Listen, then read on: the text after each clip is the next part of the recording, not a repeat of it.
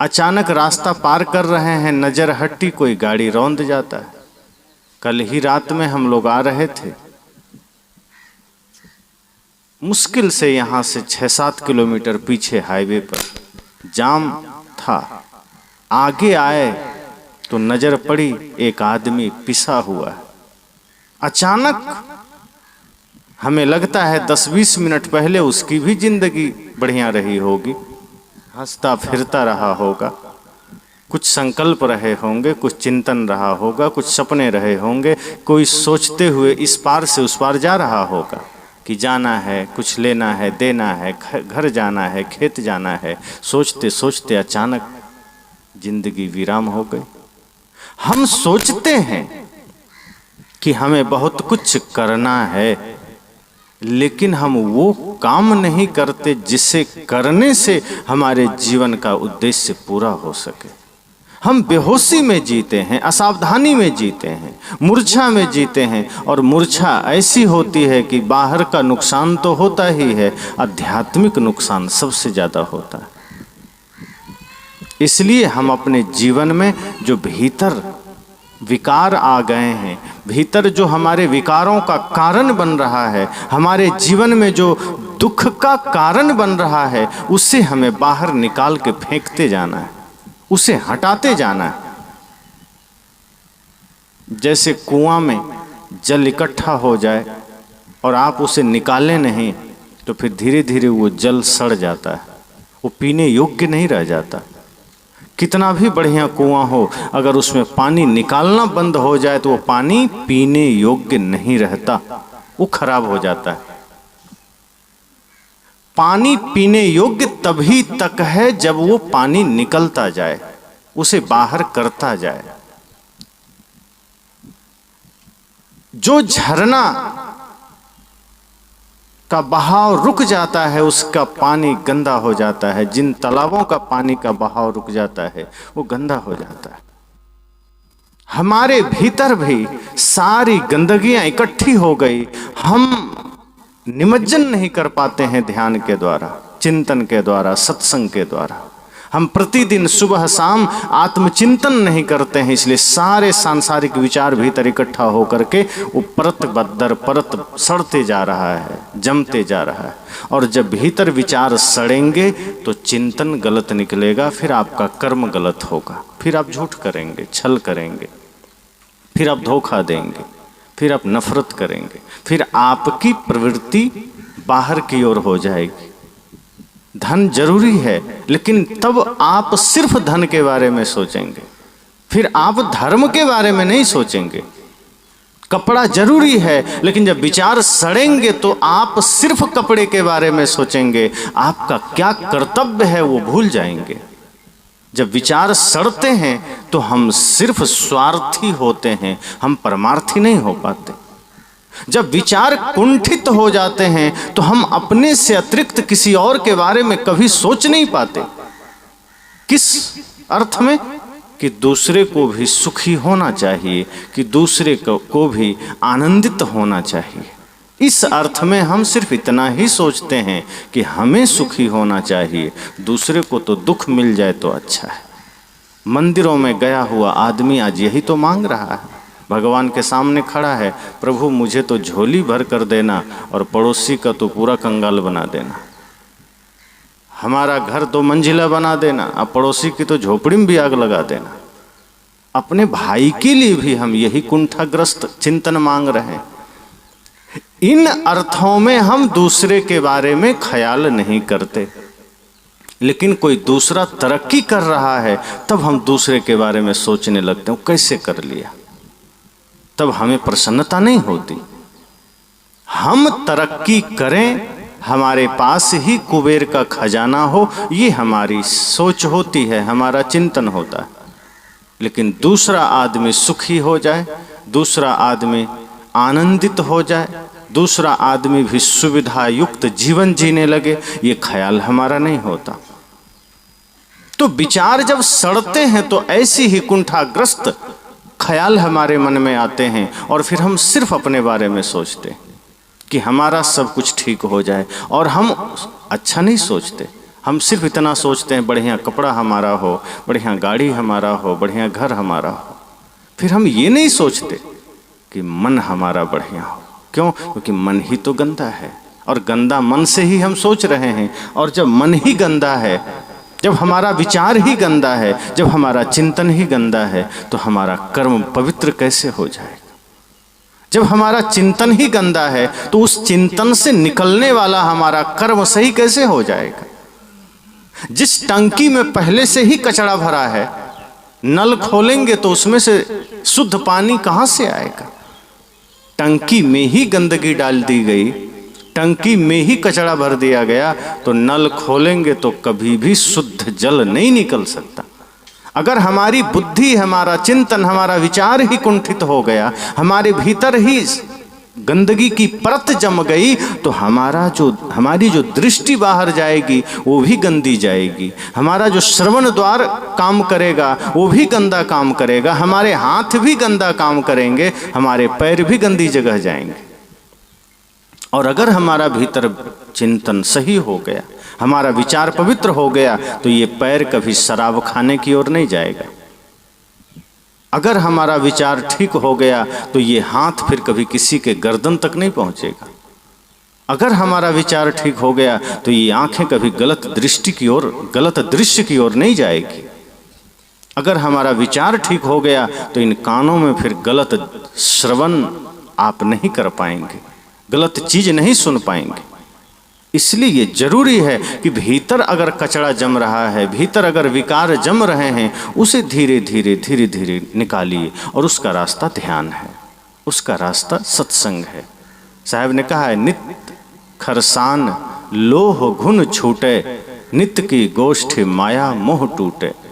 उन्होंने कहा कि जैसे तलवार है या लोहे का बर्छी है, चाकू है, आप उसका प्रयोग करना छोड़ दीजिए, आप उसका इस्तेमाल करना बंद कर दीजिए, तो उसमें जंग लग जाता है। लोहे के चाकू में, बर्छी में, तलवार में, उसमें जंग लग करके वो बिल्कुल भोथर हो जाता है, धार उसका खत्म हो जाता है। तो करना क्या है? या तो उस चाकू का प्रयोग करिए, कुछ काटिए, सब्जियां काटिए, पेड़ पौधा काटिए। जब उसका प्रयोग आप प्रतिदिन करेंगे तो उस पर जमी हुई जंग निकल जाती है, मोर्चा निकल जाती है, वो साफ हो जाता है। और यदि आप वैसा नहीं किए, लंबे समय तक उसमें जंग लग गया, तो सान पर ले जाइए, लोहार के घर, उसको चढ़वाइए। जब उस सान पर चढ़ेगा, उस पर धार पुनः दिया जाएगा, फिर चमकने लगेगा। साहब कहते हैं, ऐसे ही जब हम सत्संग में नहीं बैठते हैं, जब हम ध्यान में नहीं बैठते हैं, जब हम संतों के संग में नहीं जाते हैं, तो हमारे भीतर भी बुद्धि में जंग लग जाती है। फिर उस पर भी मोर्चा चढ़ जाता है, कचरा चढ़ जाता है, और वो फिर बिल्कुल भोथर हो जाता है। और जैसे चाकू में जंग लग जाए तो एक छोटा सा तिनका भी काटने में असमर्थ हो जाता है, इसी तरह जब हमारी बुद्धि पर जंग चढ़ जाए तो हम छोटे से छोटे चीज़ों में भी सही गलत का निर्णय नहीं कर पाते। फिर हम अच्छे बुरे की पहचान नहीं कर पाते, फिर हम खाद्य अखाद्य की पहचान नहीं कर पाते, फिर हमसे त्रुटियां ही त्रुटियां होती है, फिर हमसे गलतियां ही गलतियां होती है, और कदम कदम पर हम दुखी होते हैं, प्रभावित होते हैं। और हम सोचते हैं क्या करें, भगवान हमें दुख दे रहे हैं। आदमी यही कहता है, गलती अपनी है, नासमझी अपनी है, पागलपन अपना है, और दोष हम भगवान को देते हैं कि क्या करें, भगवान ने हमारा भाग्य ठीक नहीं लिखा, भगवान ने हमारा कर्म गलत कर दिया, भगवान ने हमें सजा दे दी, भगवान जाने पता नहीं क्या है कर्म में। पहली बात तो ये समझ लीजिए कि कोई भगवान किसी का भाग्य लिखता ही नहीं। अगर भगवान सबका भाग्य लिखता तो एक जैसा होता, सुंदर होता, बढ़िया होता। भगवान के हाथों से कुछ लिखा जाए और गलत हो जाए, ऐसा हो ही नहीं सकता। भगवान फिर भगवान का है, वो तो शैतान हो जाएंगे अगर गलत भाग्य लिख दिया किसी का। अगर भगवान के हाथों आपका भाग्य लिखा जाता, इस भारत का, इस दुनिया का भाग्य लिखा जाता, तो सबका भाग्य एक जैसा शुद्ध पवित्र पावन होता। इसलिए भगवान किसी का भाग्य लिखते ही नहीं है, ये बात दिमाग से निकाल देने की है। भाग्य हम खुद लिखते हैं। तो आदमी कहता है फिर इतने सारे विसंगतियां क्यों हैं, फिर हमारे भाग्य में दुख क्यों है, फिर हमारे भाग्य में दर्द क्यों है? क्योंकि हमें कुछ लिखने का मौका मिले, हम तो खुद से बढ़िया लिख लेंगे, हम तो बढ़िया भाग्य लिखेंगे। हम खुद से अपना भाग्य गलत कैसे लिख लिए? संत कहते हैं चूंकि आपने अपना भाग्य बेहोशी में लिखा है। हम इतने बेहोश होते हैं कि क्या लिख रहे हैं हमें पता ही नहीं चलता है, हम मूर्छा में लिख गए। हम बेहोशी में अपना भाग्य खुद से ही उठपटांग लिख गए, और पता तब चलता है जब परिणाम आता है, तब लगता है क्या ये मैंने लिखा? बेहोशी में थे तब लिखा, मूर्छा में थे तब लिखा, और बेहोशी में हम खुद ही अपने भाग्य में कुल्हाड़ी मार लेते हैं और इतनी नासमझी का भाग्य बना लेते हैं। अब सोचिए भाग्य है क्या? जैसे अभी आप जो कुछ भी कर रहे हैं, आपके द्वारा जो भी कर्म अभी हो रहा है, यही आगे भाग्य बन जाएगा और उसी का बाद में परिणाम आएगा। तो आप बेहोशी में कर्म कर रहे हैं, भाग्य आपका वही बनेगा। और बेहोशी में कर्म क्या है? गाली देना, छल करना, झूठ बोलना, मांस खाना, मछली खाना, अंडा खाना, भाई भाई से झगड़ा करना, सास बहू में झगड़ा करना, भाई पिता पुत्र में झगड़ा होना, पड़ोसी पड़ोसी में झगड़ा होना, ये बेहोशी में ही तो है। तो हम बेहोशी में ही सारे काम कर रहे हैं, अर्थात बेहोशी में भाग्य लिख रहे हैं और हमें पता नहीं चलता है। हम 24 घंटे बेहोशी में ही तो जी रहे हैं, जहाँ होते हैं वहाँ होते ही नहीं है। शरीर यहाँ बैठा है, मन कहीं और है। आप भोजन कर रहे हैं, आपका मन कहीं और घूम रहा है। भोजन के समय भी आपका मन इकट्ठा नहीं है। आदमी खा लिया आधा थाली, पूछिए सब्जी में नमक कैसा है, आदमी हड़बड़ाता है, रुको फिर से खा के बताते हैं। आधी थाली भोजन गटक गया, पता ही नहीं नमक कैसा है, क्योंकि मन वहाँ नहीं था, मन कहीं और था। और स्वाद का ज्ञान तो मन को ही होगा, वही बताएगा आपको ना। और मन आपने कहीं बाजार में घुमा रखा है, मन आपने कहीं खेत खलिहान में घुमा रखा है, कहीं मित्रों की शादी में घुमा रखा है। यहाँ हाथ को पता है भोजन थाली में है, लेके मुंह में दे रहा है, मुंह को पता है चबाना है और भीतर डाल देना है, पर स्वाद की जानकारी चेतना तक पहुंच ही नहीं रही है। क्यों? क्योंकि मन मौजूद नहीं है। जो सारी जानकारियों को इकट्ठा करता है, मन मैनेजर है आपका, और वही उपस्थित नहीं है, तो हम भोजन कर जाते हैं, पता नहीं चलता, हम उपस्थित नहीं होते, प्रेजेंट नहीं होते। तो जब हम बेहोशी में होते हैं, मूर्छा में होते हैं, तो हमसे गलत कार्य होते हैं। झूठ बोलना बेहोशी में होता है। कोई आदमी अगर जागृत होगा वो झूठ नहीं बोल सकता। जो आदमी जागृत होगा वो बीड़ी छू भी नहीं सकता, वो गलत काम नहीं कर सकता, वो मांस मछली मदिरा का सेवन नहीं कर सकता। हम जैसे ही मूर्छा में आते हैं, सारे गलत काम होते हैं और उसी मूर्छा में अपना भाग्य हम लिखते चले जाते हैं। तो ये समझना कि भगवान ने हमारा भाग्य लिखा, ये गलत। हम खुद ही अपने गंदे विचारों में इतना लीन हो जाते हैं, हम अपने ही कचड़ों के साथ इतना खुशी से जीने लगते हैं। लगता है खुशी से जी रहे हैं, लेकिन भीतर भीतर वो दुख, वो पीड़ा, वो दर्द, वो अवसाद में हम इतना घिरते चले जाते हैं कि बाद में लगता है कि इतना दुख कहाँ से आया, इतनी पीड़ा किसने दे दिया? दिया किसी ने नहीं, मिला कहीं से नहीं। कोई भगवान आपको कोई सुख कोई दुख नहीं दिया, आपने ही अपने कर्मों से सुख पाया है, दुख पाया है। और आज भी जो दुख मिल रहा है अपने ही निजकृत कर्मों का फल है। इसलिए मैंने कहा कि विचार अगर भीतर हमारे अपवित्र होते चले जा रहे हैं, भीतर अगर हमारा चिंतन कुंठित होता चला जा रहा है, तो उससे क्या होगा कि हमारे सोचने की क्षमता भी कुंठित होगी, फिर हमारा कर्म बिगड़ेगा, फिर हमारे द्वारा किया गया कर्म अपवित्र होगा, फिर हम पवित्र कर्म नहीं कर सकते। इसलिए संतजन क्यों कहते हैं कि गुरु का दर्शन करना चाहिए? क्योंकि गुरु के दर्शन मात्र से भी कई बार हमारे जीवन में शुभ विचारों का आगमन हो जाता है, निगेटिव एनर्जी कटती है, नकारात्मकता दूर हटती है। इसलिए गुरु संतों का दर्शन भी बहुत जरूरी है। गुरु का दर्शन की बड़ी महत्ता है। भक्ति कर लिया तब तो समझो बेड़ा पार है। गुरु की भक्ति करना तो बहुत बड़ी बात है। अगर हमें दर्शन भी मिल गया तो हमारे मन पर एक सकारात्मक प्रभाव पड़ता है, और फिर हम ये समझने लगते हैं कि हमारे जीवन में जो भी गलत है, हमारे जीवन में जो कुछ भी कचरा है और या जो कुछ भी गलत का कारण बन सकता है या जो कुछ भी हमारे दुख का कारण बन सकता है, हम वो गुरु के पास जाकर उसके लिए कुछ सही रास्ता निकालें। जैसे नाव में जल भर जाता है, कई बार अगर नाव में पानी आ जाए तो क्या करता है आदमी, दोनों हाथ से पानी फेंकने लगता है। नाव में पानी भर जाए, पानी में नाव चले तो चले, नाव में पानी मत आने दो। अगर पानी में नाव चल रही है तो बढ़िया है, मौज है, लेकिन कहीं नाव में पानी आ गया तब वृंदावन बिहारी लाल की जय। इसलिए संत कहते हैं अगर नाव में पानी आ गया तो दोनों हाथ से फेंकिए, जल्दी जल्दी फेंकिए, उसको टिकने मत दीजिए। अगर टिक गया तो आप नहीं टिक पाएंगे, पानी को वहां से हटाना पड़ेगा, वहां उसकी जगह नहीं है। इसी तरह से हम अपने जीवन में जो कुछ भी ऐसा जो हमें दुखी करे, जिससे हमारा कर्म बिगड़े, अगर वो आ गया उसे जल्दी बाहर कर दीजिए, उसे निकाल दीजिए। बुरे विचारों को निकाल दीजिए, अपने भीतर के अहंकार को निकाल दीजिए, अपने घमंड को निकाल दीजिए।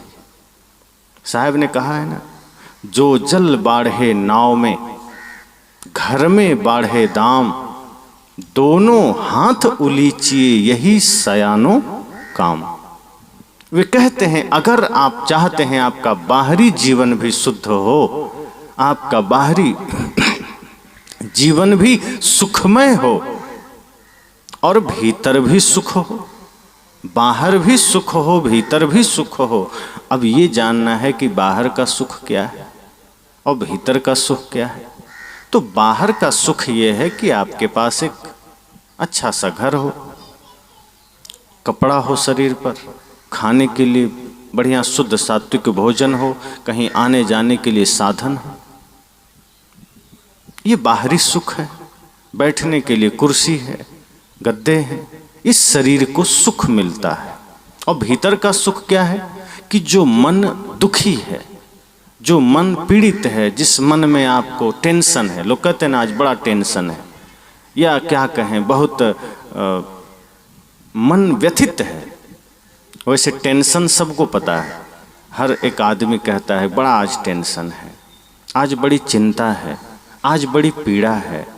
तो वो जो भीतर का टेंशन है और जो बाहर की दरिद्रता है, वो दोनों सही हो सकता है। बाहर की जो दरिद्रता है वो जितना आप बांटेंगे उतना ठीक होगा। अगर आपको लगता है कि हमारे पास धन का अभाव है तो जितना है उतना ही निस्वार्थ भाव से सेवा में लगाना शुरू कर दीजिए, और आप सोच नहीं पाएंगे कि आपके पास धन बरसने लगेगा। लेकिन पवित्र मन से, अगर पहले ही स्वार्थ रख लेंगे कि इतना करूंगा तो इसका कितना गुना मिलेगा, तो कुछ नहीं मिलेगा। अगर यह भाव कर लिया कि हम 10 रुपया दान कर रहे हैं तो मुझे 100 रुपया मिलना चाहिए, तो कुछ भी नहीं मिलेगा। अगर आपने यह सोचा कि ये 10 हो कि 20 हो कि 10,000 हो, ये मैं सेवा में दे रहा हूँ, ये मेरा नहीं है, मेरा मुझ में कुछ नहीं, जो कुछ है सो तोर, तेरा तुझको सौंपता क्या लागत है, तो आपकी बाहर की शुद्धि धन की हो गई। अब अंदर की शुद्धि, मन गंदा है तो मन में जो बुरे परतें पड़ गई है विचारों की, उसे ध्यान के द्वारा ठीक करना है, ज्ञान के द्वारा ठीक करना है। तो भीतर अगर आपने ठीक किया तो मन शांत हो जाएगा, बाहर आपने ठीक किया तो बाहर सुख सुविधा मिल जाएगी, दोनों जीवन आपका ठीक हो जाएगा। इसलिए साहब ने कहा कि अगर नाव में पानी बढ़ जाए तो फेंकिए उसे, रोकिए मत। अगर आपने रोक लिया तो फिर आपका रुकना मुश्किल हो जाएगा, फिर आपका राम नाम सत्य हो जाएगा। इसी तरह अगर घर में दाम बढ़ गया है, आपके पास धन है, बढ़ गया मतलब आवश्यकता से अगर अधिक है, तो उसे सेवा में लगाइए, धर्म में लगाइए। आपका धन अगर निर्धन का काम आ सका, आपका धन अगर भूखे प्यासों के काम ना आ सका, तो वो धन किसी काम का नहीं। और यदि आपका शारीरिक बल किसी निर्बल के काम ना आ सका तो वो बल किसी काम का नहीं। अगर आपका बल किसी के लिए दुख का कारण बना, आपका बल किसी के आंसू का कारण बना, फिर वो बल रावण का बल हो जाएगा। वो भी तो दूसरों को रुलाता था, लेकिन हनुमान जी के पास भी बल था, वो निर्बल का सहारा बनते रहे। बड़े बड़े दानी हुए अपने देश में। राजा शिवी ने अपने शरीर का मांस भी दान कर दिया। ऐसे ऐसे दानवीर हुए, हरिश्चंद्र से लेकर कर्ण और भी तमाम बड़े बड़े राजा जो दान की महिमा को बढ़ाए। वो ये जानते थे कि ये बाहर जो कुछ भी दौलत हमें मिली है, आज है कल छूट जाएगी, कल बंट जाएगी। अगर मेरे पास है, जितना हो सके सामर्थ्य अनुसार इसे समाज, राष्ट्र, मानवता की सेवा में लगाना है। भूखे प्यासे को देना है, असहाय को देना है, संत गुरुजनों को देना है। तो अगर धन बाहर है और उसका हमने प्रयोग सही काम में नहीं किया, धन का प्रयोग धर्म में नहीं किया, तो वो धन आपको जुए के अड्डे पर जरूर ले जाएगा। फिर वो धन आपको अस्पताल ले जाएगा, फिर वो धन आपको शराब खाने की ओर ले जाएगा, फिर वो धन आपके घर में झगड़ा करवाएगा, फिर वो धन आपके जीवन में भूकंप लेकर आएगा। और यदि आपने निष्काम भाव से अपने पास अर्जित धन में से कुछ अंश श्रद्धा भाव से गुरु संत की सेवा में दिया, तो वही धन आपके जीवन में धर्म लेकर आएगा, फिर वही धन आपके जीवन में स्थिरता लेकर आएगा। इसीलिए मैंने कहा कि अगर विचार कुंठित हो जाए, अगर भीतर विचार गंदे जमा होने लगे, तो झट से भीतर निहारिए, देखिए। जैसे दर्पण में आप अपने चेहरे को देखते हैं, तो अगर चेहरे में कोई दाग है, धब्बा है, आप साफ करते हैं, बाल बिगड़ा हुआ है सही करते हैं। इसी तरह आंखें बंद करिए, ध्यान के दर्पण में, ज्ञान के दर्पण में मन को देखिए, मन को निहारिए। और जब ध्यान के दर्पण में मन को देखेंगे तो मन की गंदगी नजर आएगी, तो मन का विकार नजर आएगा। और जैसे हम बाहर की गंदगी को साफ करते हैं, फिर वैसे उसी तरह से हमें मन की गंदगी को साफ करना है, उसे पवित्र करना है।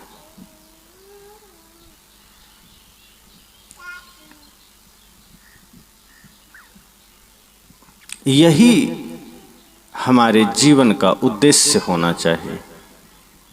अगर समय रहते, वक्त रहते हमने अपने जीवन में ऐसा बदलाव किया, ऐसा परिवर्तन किया, तो ये समझना कि हम जीवन में विजयी हुए। जिस उद्देश्य के लिए मनुष्य शरीर मिला था, वो अगर वो काम हमने किया तो हम यहाँ से विजयी होकर जाएंगे। और यदि हम अपना पूरा समय माया मोह प्रपंच में लगा दिए तो हम यहाँ से पराजित होकर जाएंगे। और इसी को साहब ने कहा है, एक सिंहासन चढ़े चले, एक बंधे जात जंजीर।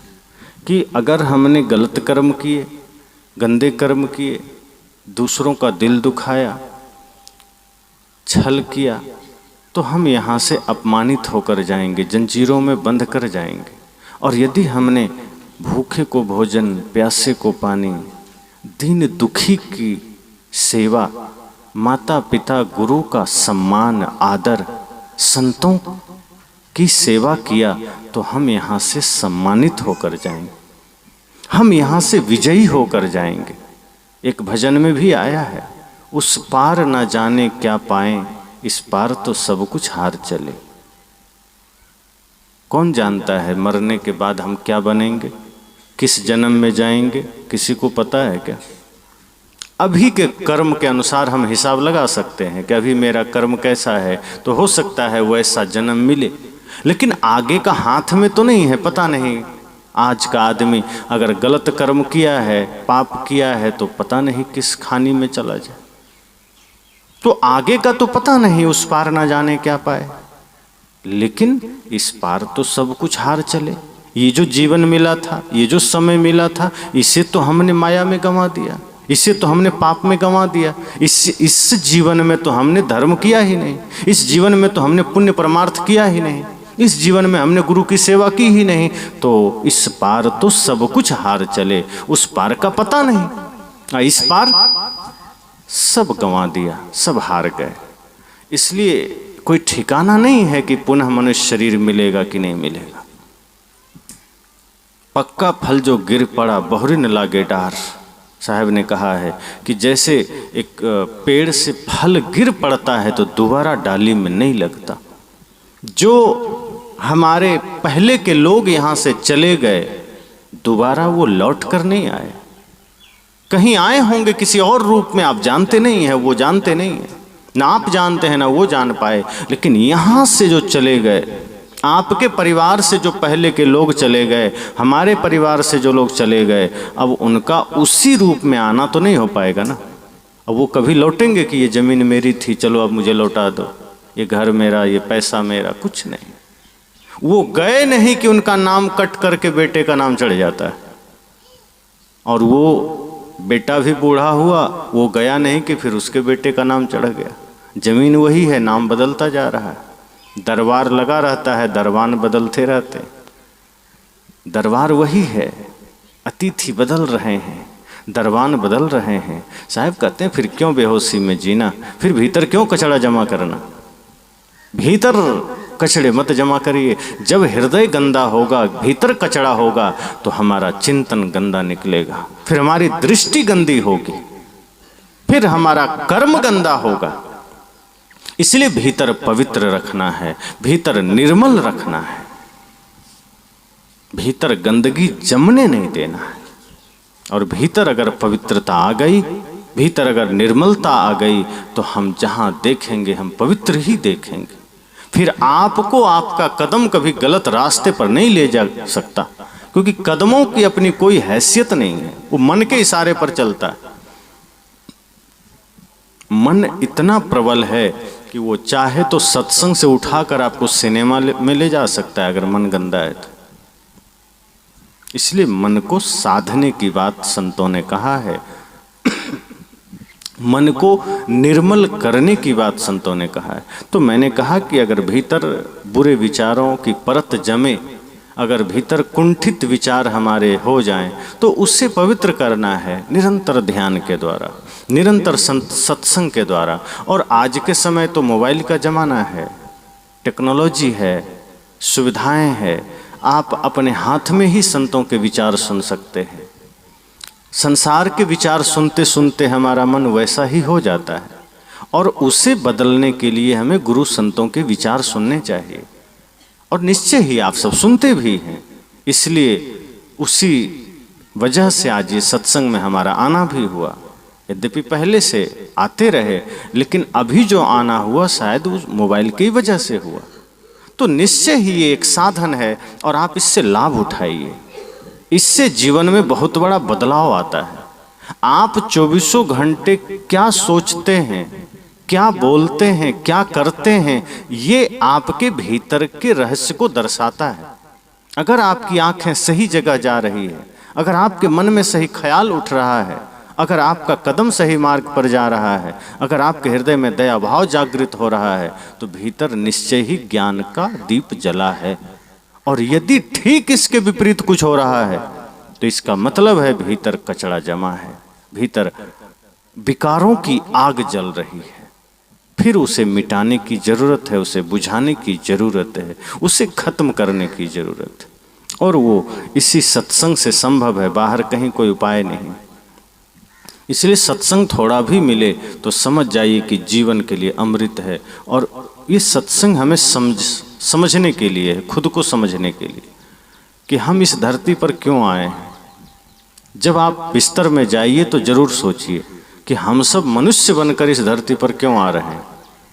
क्योंकि जो काम आज मनुष्य कर रहा है, खाने पीने का, घर में रहने का, बच्चे पैदा करने का, इतना तो जानवर कर ही रहा है। इससे अधिक आदमी भी नहीं कर रहा है और जानवर भी नहीं कर रहा है। तो क्या कभी आपने सोचा है कि अगर इतना काम जानवर भी कर रहा है तो हम मनुष्य शरीर में क्यों आए? अगर हम भी उतना ही काम कर रहे हैं तो, अगर हम भी बाहरी दुनिया तक ही अपने आप को सीमित कर लिए तो हम मनुष्य बनकर क्यों आए? और यहां से जब चले जाएंगे तो हमारे हाथों में क्या होगा? जाने के समय हमारा हाथ खाली ही तो होगा। तो समझ जाइए, साधन धाम मोक्ष कर द्वारा, ये मनुष्य शरीर साधन धाम है मोक्ष का। मोक्ष तक जाना है, शांति तक जाना है, मुक्ति पाना है, भक्ति में जीना है, उसी का साधन ये मनुष्य शरीर है। और यदि भक्ति के अलावा, मुक्ति के अलावा आपने इससे दुनिया का सारा काम भी कर लिया तो ये शरीर पाने का कोई अर्थ नहीं है। फिर आपने इस शरीर को गंवा दिया, फिर आपने इस शरीर को बर्बाद कर दिया। इसलिए सब लोग अपने मन में यही सोचिए कि हम अगर मनुष्य शरीर को पाए हैं, और ये मत सोचिए कि कोई स्त्री है कोई पुरुष है, ये तो कपड़े हैं। आपका स्त्री पुरुष होना ये कपड़े से ज्यादा कुछ नहीं, भीतर सब एक ही है। आप में भी वही परमात्मा है, पुरुषों में भी वही परमात्मा है। शरीर तो कपड़ा है, कोई स्त्री का कपड़ा पहना है, कोई पुरुष का कपड़ा पहना है, और कोई भिन्नता नहीं है। प्राकृतिक रूप से शरीर की भिन्नताएं हैं, लेकिन भीतर जब आप प्रविष्ट होंगे तो पता चलेगा आत्मा तो वही है, उसका स्वरूप एक ही है, उसमें कोई भिन्नता नहीं है। तो यह सोचना है कि हम स्त्री हो या पुरुष, इस धरा पर हम आए क्यों हैं? इन व्यवहारिक प्रपंचों के लिए आए हैं क्या? माया के लिए आए हैं? छल के लिए, झगड़े के लिए नहीं। आपको पता चलेगा कि हम इस धरा पर मुक्ति के लिए आए हैं, हम इस धरा पर शांति के लिए आए, मोक्ष के पथ पर चलने के लिए आए, गुरु भक्ति के लिए आए हैं। लेकिन हम यही काम नहीं करते, बाकी सब करते हैं। हम इसे ही त्याग देते हैं और बाकी वो सारा काम करते हैं जो नहीं करते तो भी चल जाता है। जैसे गाड़ी खरीदी यात्रा के लिए और गाड़ी ढक करके रख दी और पैदल चल रहे हैं, तो ऐसे ही शरीर मिला मोक्ष तक जाने के लिए, शरीर मिला भक्ति करने के लिए, और इस शरीर को लगा दिए माया में, प्रपंच में, दुनियादारी में, धन यौवन में। और पता ही नहीं है कि एक दिन जैसे ही श्वास बंद होगी, बाहर सब कुछ विराम हो जाएगा। तब थोड़े देर के लिए हमारे पास मौका होगा तो यह सोचने के लिए कि हमने किया क्या। इतना कीमती जीवन मिला, इतना कीमती शरीर मिला, और आज मृत्यु आ गई। धर्म का काम नहीं किया, वही सारा काम किया जो साथ जा नहीं सकता है, वही पाप किया जो हमें जन्म जन्म तक दुख देंगे। धर्म की कोई कमाई नहीं, पुण्य की कोई कमाई नहीं, सत्य की कोई कमाई नहीं, तो पश्चाताप होगा। इसलिए अंतिम घड़ी में पछताना ना पड़े, दुखी ना होना पड़े, इसलिए संतजन हमें जगाते हैं, हमें होश में लाते हैं कि होश में आइए। अवसर बहुत भलो मेरे भाई, ये अवसर बहुत भला है, बहुत सुंदर है। मानव जीवन का ये समय बड़ा ही सुनहरा है। इसमें हम आत्मचिंतन करें, ध्यान के द्वारा अपने भीतर के विकारों को मिटाएं, सत्संग करके हम अपने समस्त दुर्गुणों को खत्म करें और शुद्ध मनुष्य बनकर जी सकें, मुक्ति की यात्रा कर सकें, गुरु भक्ति की यात्रा कर सकें। यही इस जीवन का सबसे बड़ा उद्देश्य और लक्ष्य है। तो यही मंगल कामना करते वाणी को विराम।